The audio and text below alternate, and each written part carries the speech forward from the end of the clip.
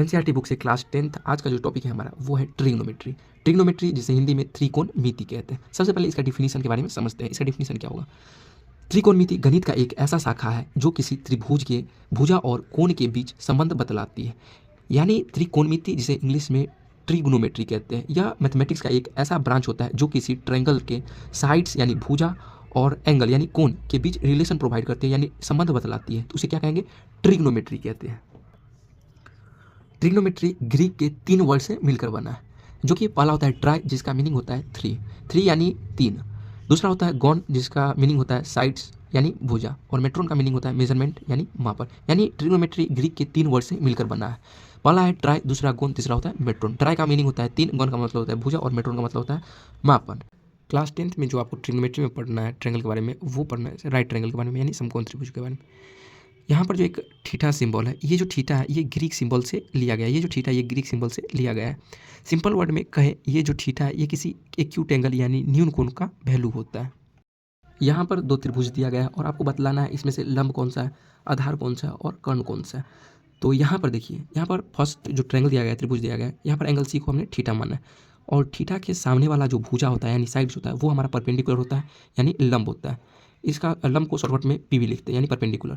यानी थीटा के सामने वाला जो साइड होता है वो लंब होता है, और जो सबसे बड़ा वाला साइड होता है, बड़ा वाला साइड कौन सा है? AC। यहाँ पर AC ये हमारा क्या होगा? ये हमारा कर्ण होगा। तो यहाँ पर सबसे बड़ा वाला साइड जो है वो हमारा कर्ण हो गया, और एक लास्ट जो हमारा साइड बचता है BC, ये हमारा क्या हो जाएगा? ये हमारा बेस हो जाएगा। बेस यानी आधार। तो थीटा के सामने वाला जो साइड होता है, सामने वाला जो भुजा वो हमारा लंब होता है। यहाँ देखिए थीटा के सामने एरो यहाँ पर दे दिया, थीटा के सामने वाला जो साइड होता है भुजा होता है वो हमारा लंब होता है। और सबसे बड़ा भुजा कौन है इस ट्रायंगल में? ये है AC। ए से C तक सबसे बड़ा भुजा यही है, इसलिए ये हमारा कर्ण हो गया। और बाकी बात जो साइड बचता है वो हमारा आधार होता है, तो यहाँ पर आधार लिख दिया। तो थीटा के सामने वाला साइड लंब, सबसे बड़ा साइड जो होता है वो हमारा कर्ण होता है यानी हाइपोटेनस, और बाकी बात जो बच गया एक साइड वो हमारा आधार हो गया। इसी तरह नेक्स्ट जो यहाँ पर दिया गया ट्रायंगल, इसका नामकरण कर देते हैं। रुक जाओ 1 मिनट। अब यहाँ पे इसका नामकरण कर दिया, इसका नाम P, इसका नाम Q और इसका नाम R। अब इसमें बतलाना है आपको इसमें से लंब कौन सा है, आधार कौन सा और कर्ण कौन सा है। तो यहाँ पर देखिए एंगल P को अभी हम थीटा मानते हैं, तो थीटा के सामने वाला साइड कौन सा है? QR। यहाँ देखिए थीटा के सामने वाला साइड क्या है? QR है। तो QR हमारा क्या हो जाएगा? परपेंडिकुलर। हम आपको अभी बतलाएं परपेंडिकुलर यानी आधार, यानी थीटा के सामने वाला जो साइड होता है भुजा होता है वो हमारा आधार होता है, और सबसे लंबा साइड कौन सा है? PR। यहाँ पर PR, तो ये हमारा हो जाएगा हाइपोटेन्यूज H यानी कर्ण।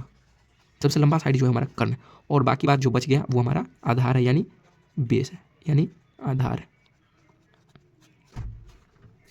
अब यहाँ पर उसी तरह का एक ट्रायंगल दिया गया है, आपको बतलाना है इसमें से लंब कौन सा यानी परपेंडिकुलर कौन सा है, हाइपोटेनस कौन सा है यानी कर्ण कौन सा है, और बेस कौन सा है यानी आधार कौन सा है।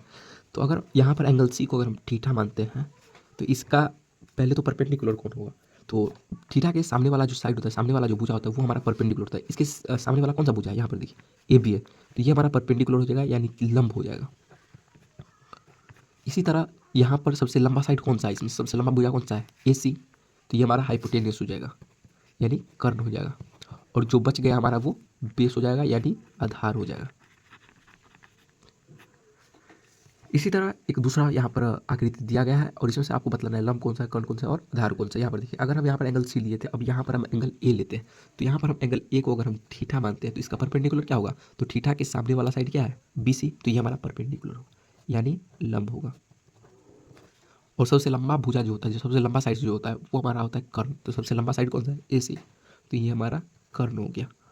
और जो बच गया भुजा वो हमारा क्या है? बेस यानी आधार है, तो ये A भी हमारा आधार है यानी बेस है, कर्ण यानी हाइपोटेनस। यानी थीटा के सामने वाला जो साइड होता है वो हमारा लंब होता है, परपेंडिकुलर होता है, और सबसे लंबा साइड से जो होता है वो होता है कर्ण यानी हाइपोटेनस, और जो बचेगा वो बेस यानी आधार। अब है हमारा नेक्स्ट टॉपिक त्रिकोणमितीय अनुपात, जिसे इंग्लिश में ट्रिग्नोमेट्रिक रेशियोज कहते हैं। टोटल ट्रिग्नोमेट्रिक रेशियो 6 है। पहला है साइन थीटा बराबर P/H, दूसरा कॉसेक थीटा बाई H/P, तीसरा कॉस थीटा बाई B/H, चौथा sec theta by H/B, tan theta बराबर P/B, कॉट थीटा बराबर B/B। यहाँ पर आप ध्यान देंगे साइन थीटा का वैल्यू है P/H, तो इसका है H/P। इसी तरह इसका है B/H, तो इसका है H/B, इसका है P/B, तो इसका है B/P। यानी इसका रेसिप्रोकल है, उल्टा है। अगर आप ये 3 याद कर लेते हैं तो ये भी आसानी से याद हो जाएगा। वो कैसे याद होगा? अगर आपसे कोई पूछा जाए साइन थीटा का वैल्यू क्या होता है, साइन थीटा का रेशियोज क्या होता है, तो P/H, तो कॉसेक थीटा का H/P, इसी का उल्टा इस तरफ B/H तो H/B। तो ये 6 रेशियो आप याद कर लीजिएगा। यहाँ पर पी का मतलब क्या है, एच का मतलब क्या है और बी का मतलब क्या है, ये समझते हैं। यहाँ पर पी का मतलब है परपेंडिकुलर, बी का मतलब होता है बेस, एच का मतलब होता है हाइपोटेनस। परपेंडिकुलर यानी लंब, बी मतलब आधार यानी बेस इंग्लिश में कहते हैं, एच यानी हाइपोटेनस यानी कर्ण। लंब, आधार और कर्ण